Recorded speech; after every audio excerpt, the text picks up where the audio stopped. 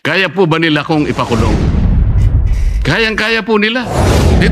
Senator Marcoleta nagsalita na sa demanda sa kanya at pagsampa ng kasong plunder bribery dahil sa pagtanggap niya ng mano ng 75 milyong campaign donation noong nakaraang taon, mga kabayan. Watch po natin ang kaganapan sa Senate session na ito. Just last week, I was stunned with the shadow of a complaint filed by the Field Investigation Bureau, Office of the Deputy Ombudsman for Luzon. Madam President, kaya po ba nila kong ipakulong? Kayang-kaya po nila. Dito rin sa bulwagang ito, somebody said, sometimes you need to bend the law to be able to please the people. Am I right, Mr. Secretary Remulla? Secretary Remulla, then Secretary of Justice, now Ombudsman, said loudly, "Yes, sir." So pwede na nang baluktutin lahat, kagaya ng pambabaluktot na ginawa nila. And Pamata is seeking the floor. I move that he be recognized, Madam President. Thank you. We recognize Senator Rodante Marcoleta on a matter of personal and collective privilege. Thank you, Madam President. Madam President, distinguished colleagues of this chamber, and my beloved countrymen, there are moments in the life of a republic when silence becomes easier than speech, when comfort becomes more tempting than courage, and when public office is tested not by applause but by pressure. This is one of those moments, Madam President. I rise today on a question of privilege.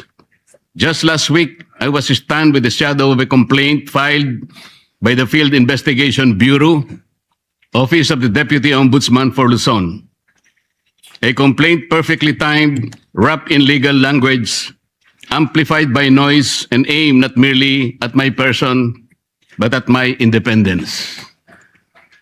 I stand before you not as a man begging to be understood, not as a senator asking to be spared, and not as an accused shrinking from the weight of accusation. Rather, I am here as a servant of the Constitution, elected by the people, bound by oath, and determined to perform my duty without fear, without favor, and without surrender. The complaint arrived while the Senate is confronted with uncomfortable truths, namely, the pending continuation of the investigation of the anomalous flood control projects, the approaching constitutional burden of an impeachment trial, and the growing pressure upon this institution to surrender its independence through political maneuvering disguised as constitutional reform. Let us not pretend that this complaint came in a vacuum. The pattern is too visible to ignore. First, remove the inconvenient voices from the inquiry, then weaken those who refuse to conform, then frighten others into silence and submission before the decisive constitutional battles begin. Mr. President, this is not merely about a complaint. The trump-up charges filed against me and some of my friends are not merely legal accusations.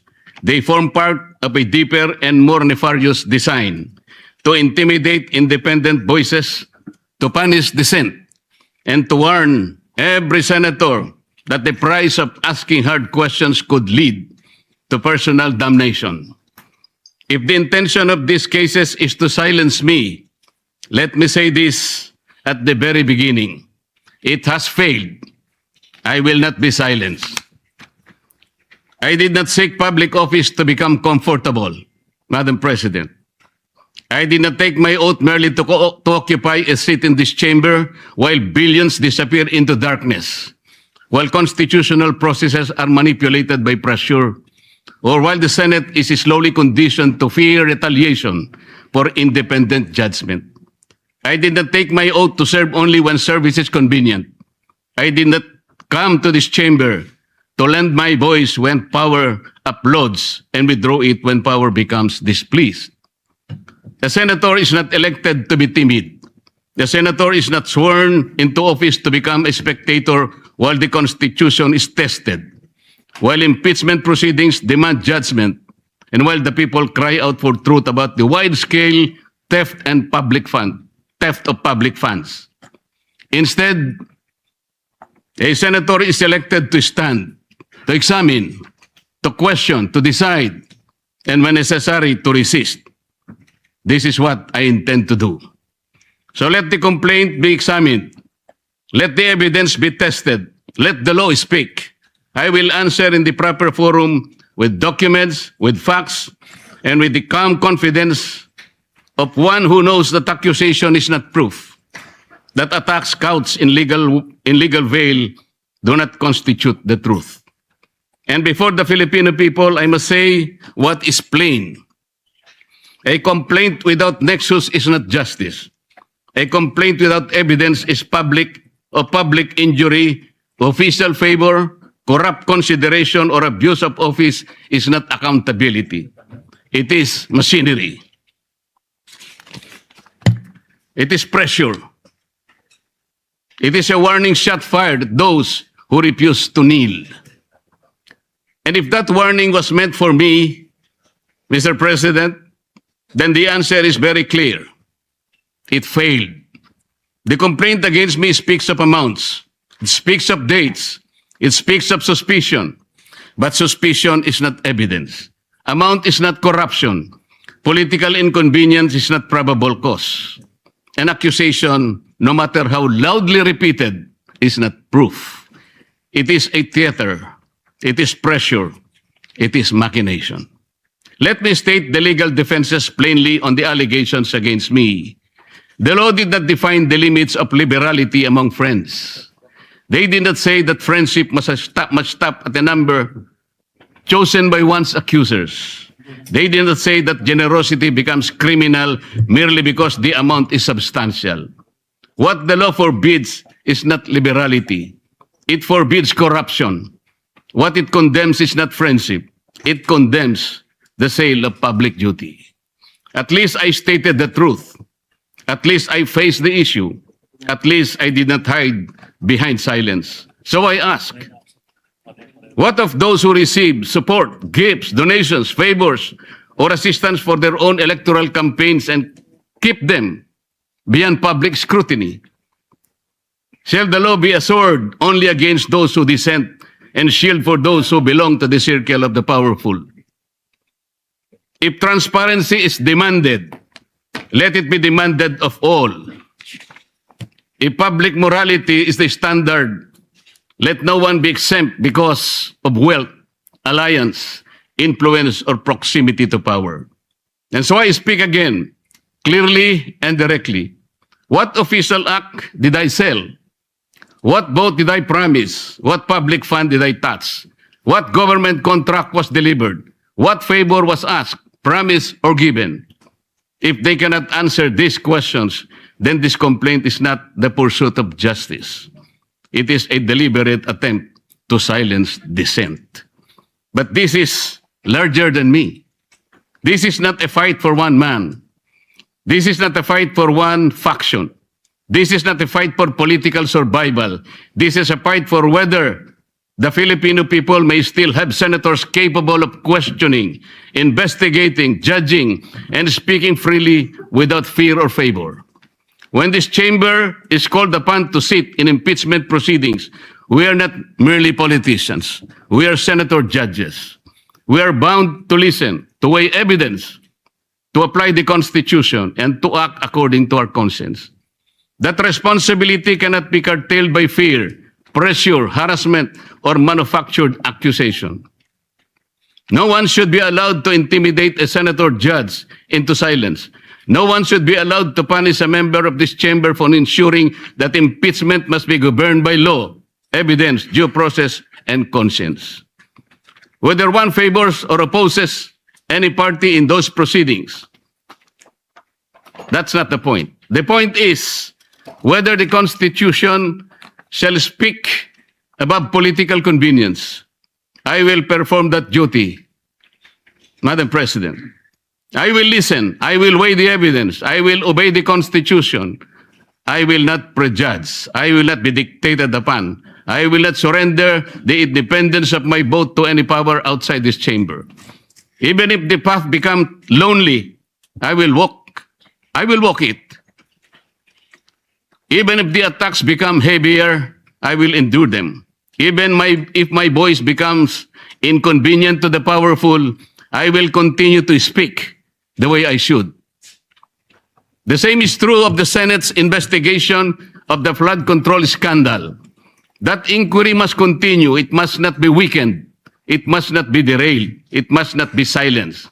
If there has been grand-scale theft from the country's coffers, then that is among the greatest sins of our modern public life. It is not ordinary corruption. It is the stealing of safety from communities that drown. It is the stealing of roads from farmers. It is the stealing of classrooms from children. It is stealing of medicine from the sick, wages from workers, and hope from taxpayers who labor honestly while others feast on public money. No senator should be silenced when the duty is to follow the trail of the public's money. No committee should be weakened when the task is to expose corruption. No voice should be threatened when the question before the nation is whether the billions intended for the people were ransacked by bandits of insatiable greed. I do not fear imprisonment. I fear a country where freedom itself is imprisoned.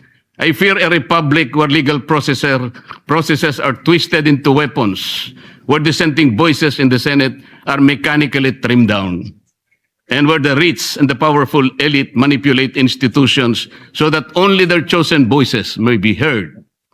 While others may refuse to speak because of threats, I will not.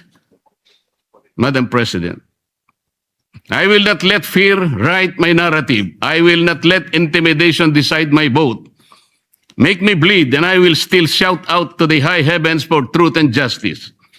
Push me against the wall, and I will still push back with all the lawful strength that conscience, evidence, faith, and duty can give me.